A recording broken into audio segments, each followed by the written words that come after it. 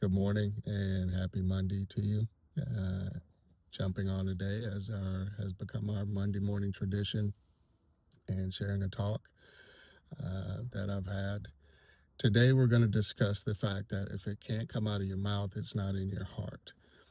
There's a trend on social media. Some of you may have seen the videos where the person is playing a clip of a movie or a TV show, and they reduce the volume down to basically nothing, and they're showing that they have the ability to repeat all of the lines of the scene because they have them memorized. And it's so some of the movies I know all of the lines to, and so as I'm watching one of those clips, um, I heard God speak to me and say, you know a lot of clips and memes, and why can't you do that with Scripture? And it was one of those kind of gut punch moments where I can remember commercials from when I was a kid in the 70s and 80s, but some scripture I have to actually pull it up in my Bible and read it.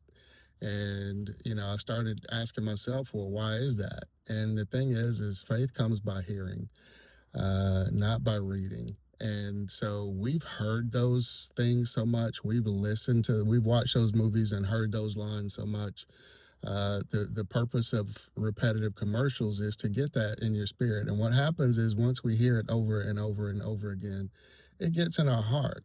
But we don't tend to do that with scripture. And so one of the things that I realized is that, I listen to the word every day, and but one of the things is listening to it once is not always enough. So what I had to learn is that I have to repeat it over and over again. It has to come out of my mouth.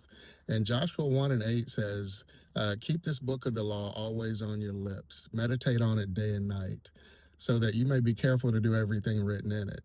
And then you will be prosperous and successful.